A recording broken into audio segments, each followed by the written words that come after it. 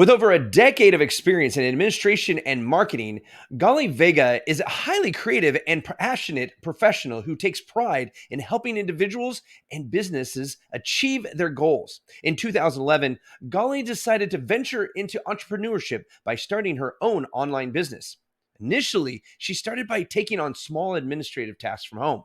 However, her passion for her work led her to undertake more diverse projects, and her business began to grow steadily. Today, Galy works with law firms, legal consultants, and business owners throughout the United States, providing extensive business services.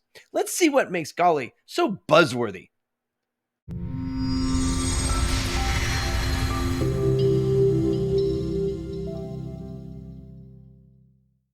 Welcome to the show, Galy. Hi, thank you for having me. Yeah, I appreciate you taking the time to share your story. Where are you calling in from? I am in California. Anaheim. Whereabouts? Whereabouts in California are you? Anaheim, California. Is that Southern California then? Yes. I'm Okay, I'm in. about 20 minutes from Disneyland. Very good. Okay. Did you say Anaheim? Yes. Okay, there we go. I misunderstood. Okay, very good. I actually have a story about Disneyland. I was in a professional a band when I was like 13. Our junior high had gone pro, and we went on a tour. And our last stop on the tour was Dixieland, Disneyland.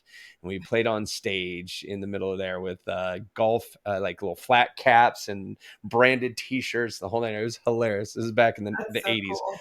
But yeah, it's so funny there. But yeah, I grew up in the Northern California there. So are you from Southern California? Are you a Yes, transplant? no, I've lived here my entire life. I grew up in like Cypress, in the Cypress area, and we've always kind of stayed in this area. All of my family we all live like a block away from each other, which is really nice. Oh, very cool. Oh, that's so awesome. So now when did you start your current business? Okay, so I started my business in 2013. Okay. I had just had my first baby. But prior to that, I was working in a law firm. So I've always liked working. Um, and I started as a marketing assistant, and then I kind of, I was there for almost 4 years. And then I got married. And then my husband, didn't want me to work. So I was like, ooh, this is nice. I'm not going to have to work. But that ended quickly. Like I got bored really fast. And I had this baby. I remember she was like about 9 months, wouldn't sleep at all at night. And I just kept thinking to myself, like, I need to do more than just be a mom. Like I want to be Right. something so she could look up to me. And Right. of course, buy her a bunch of stuff. But that wasn't the case. Like I wanted to be someone Right. other than just a mom, because you kind of feel like you lose your identity. And I always liked working and having that.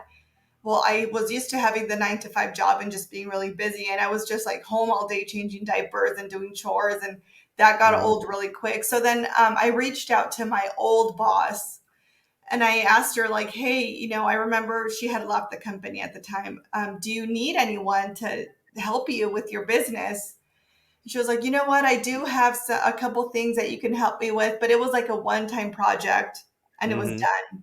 But Mm. then I was like, oh, I can totally do this while she naps. So I started while my baby was napping, like I would research all day, like, how to Mhm. start your own business and what do you do and the legal stuff and the cost of websites and blah, blah, blah. So I remember from the money that she paid me to do that one-time job, Uh-huh. I built my website and I would literally do it like overnight while she was sleeping. I was like building my website, putting together my LinkedIn account and just reaching out to a bunch of different people. And then finally, like one day, like someone reached out to me and she was like, I need an assistant, but I don't have a whole lot. I can't pay a whole lot. And I was Mhm. like, well, how much could you pay me? And at the time, I think it was like $12 an hour. And I was like, oh my gosh, $12 an hour. And I was like, whatever. Ouch.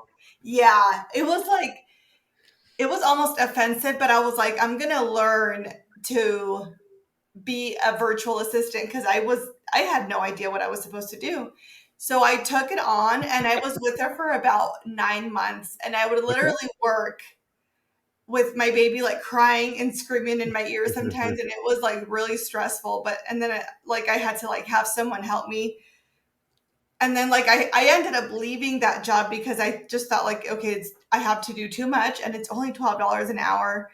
And Mm-hmm. then I kind of started doing a little bit of marketing for myself, and then then the good clients started coming in, like the ones that are actually worth more, Mm-hmm. uh, Mm-hmm. where you do less and you earn more. Mm-hmm. And I started just taking on more work. And then one day, like it was just like too much for me to handle. And I hired my first assistant. Oh, wow. And yeah, and then it just grew from there. And I never imagined it would have become anything other than just myself. Like I always thought it was just going to be like something I would do on the side.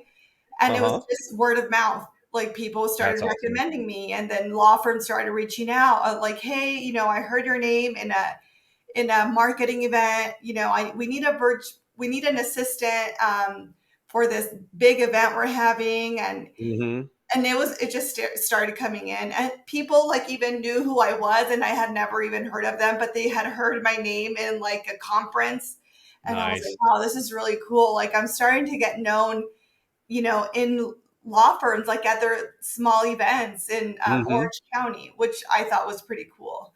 That's And very cool. now, yeah, and now I've grown to, I only have 5 assistants, and that was real. It was like really hard to like find people that were really willing to stick around, because then COVID hit. Mm. Um, our work went down because people were unsure of what was coming. So Mm-hmm. it went down and then it picked up again. But Mm-hmm. it was a pretty scary time for us, because I thought like this is it. Like Mm. I'm done. Like my job, my business is going to go out of business. But it went really well for us, because people started using more virtual assistants Uh-huh. because everyone started working from home. Yeah. So that's kind of how my business evolved. And you said you have 5 VAs now? Yes, I have 5 That's VAs. awesome. And so Yeah. what's your goal? What's your 5-year goal for this? I would love to double my revenue in the next year or so, and Mm-hmm. maybe build a team of more, like if I could have 5 more assistants Mm-hmm. and have, myself working on the business instead of in the business, that would be my Yes. ideal vision. Because right now I still handle a lot of clients, which I love my clients. I'm like, I don't think I could ever like not work for them, because they're great. But that's kind of where I see myself in the next That's 5 years. awesome. Yeah. And so now you're doing some marketing. So you help them with their marketing a little bit then? Or is it mainly administration or It's mix? mainly administration, paralegal work as well. Ah, very I good. don't do Got the it. paralegal work, but I have paralegals that do the work for them. Right, right, right. Yeah. No, I get that. I get that. That's awesome. And so now, have you are you sourcing U.S. Talent, or are you able to take advantage of offshore talent? I As of now, I've only used US, just because, for example, like paralegals, they need to know the laws in certain states. So That that's makes kind of a tough one to offshore. Um, I haven't been able to use anyone offshore. I'm sure there's great talent out there. It's just I haven't been lucky enough to find someone that I could actually oh, it's hard. use for. Yes, Um, especially here's for legal work. Yes. And the majority of the clients are very particular in like grammar Mm, and things like hmm. that. So I can't just like, oh, like if it was just like data entry, that's fine. You can outsource that to anyone. Sure. But if it's tedious work that requires, a lot of detail to the grammar and things like that, I Hmm. feel like you have to be a native English speaker for Oh yeah, tasks like that. that makes complete sense. Yeah. So, what would you what was the biggest aha moment for you post let's say post COVID, where you knew like, wow, I have actually built a business? I think it was when I someone reached out to me and Mhm. asked me, like, do you do paralegal work? And I was like, I don't, but I could. And that was like, oh my gosh, like this is it. And that was the idea. Like I didn't offer paralegal work at the beginning, but I was like, oh my Right, gosh, this is a great idea. I can just hire a paralegal. right. And I found a really good, two actually really good paralegals, and they were really trustworthy, but I Mhm. have also bumped into hiccups with the paralegal that was, that she was just trying to take advantage, and that was pretty scary too. She tried to be smart, but things happen and you always learn from your mistakes. But that was Yeah. the biggest aha moment that I could offer things that I don't necessarily know, Right. but other That's yeah. people do. Yeah.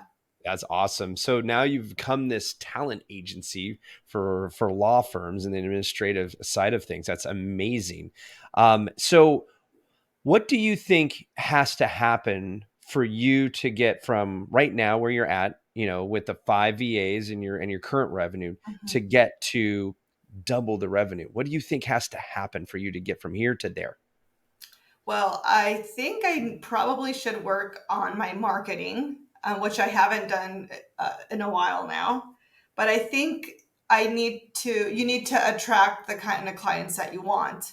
Mm, So I really think it's focus more on my marketing hmm. and attract good clients, and bring on more assistants to fill Mm, out their day. And that's awesome. yeah. What do you think about your mindset? What has shifted since you started back in 2013? So they were talking 11 years now, right? Mhm. As of of this recording. So Mhm.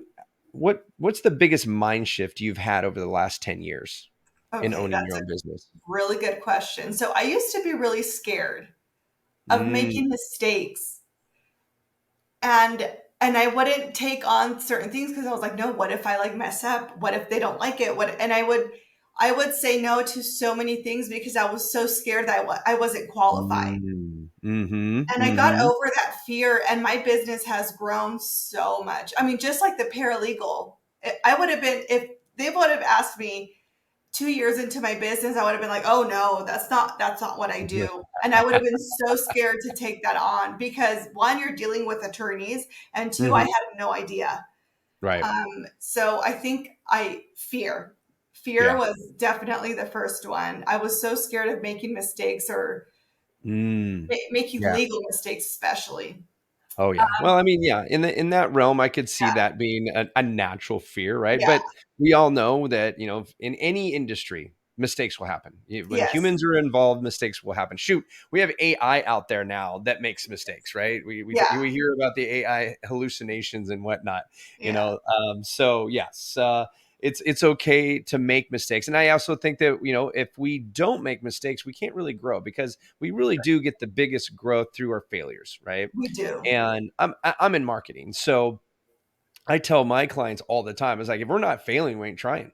Right. I mean, Right. literally have to test things, and we're testing things we don't know the outcome of. Right. Yeah. And in business, we're testing our boundaries, and we don't know where those boundaries are. And Right. we won't know those boundaries until we fail. And we're like, okay, there's the boundary. Now, how do we break that boundary? How do we add paralegal? How do we add the next layer to our business? How do we maybe even expand our service offerings, or is expanding our service offerings is a good idea, those types of Right. things. So I love that right there. You have a very inspirational story, with just, the fortitude it took to have the crying baby in your ear and going, it's still worth it. It's still worth the Yeah. $12.50. It is worth it. It is worth it. And at the beginning, still related to your prior question, I remember I was always scared to say no to certain clients, or if Mm, clients were rude, I would just hang in mm, there and deal with it. And I'd be like, no, mm, like you're still paying me. And it's like, no, sometimes mhm, you don't have to take clients that you don't like working with. And I mhm, did that for like the first 3 years. I felt like I had to just stick around and just go with it. And, Oh man. Oh yeah. yes. And I remember I had this client. She was so nice. And I told her about this really rude client that I was having. And she was like, you know what, Galy? You do not have to, deal with them, nip them in the butt. She said, yeah, that's what you have to do. She's like, you don't have to deal with rude clients. One Mm-hmm. goes and two will come. And Mm-hmm. I was like, that's what I needed to hear. Like, I don't have to stick with someone that I don't like working with. Best Mm-hmm. decision I ever made was to say no to that client and let go Mm-hmm. and then move on to the next. And so many more other clients came after Oh, that one. I could agree with you Yeah. completely. I spent years being a people pleaser in Yeah. my That's business, exactly me. and all it does is it creates negative energy for you. It creates reduced profits for your Yes. business through the just because their time sucks, right? I mean, the Yes. people who can't take no. I've actually fired clients, and then they've come back and like Yeah. for the lack of a better term, begged to come back, Uh-huh. and and that power to sit there and say, well, okay, but this is how we're doing business this time. Yeah. Right. Make it And or some leave of it, them right? work out really well. And then others, they self-eliminate really fast as well because Mhm. they realize that hey, they can't do that. And it's like, you know what? You probably need to go work with this person over here who knows how to handle that personality. Because a lot of times it's not that they're bad people. They need different personalities to put them in check. Right. And certain personalities they listen to and others they don't. And that's fine. And then there are people who are just literally jerks. And you know, Yes.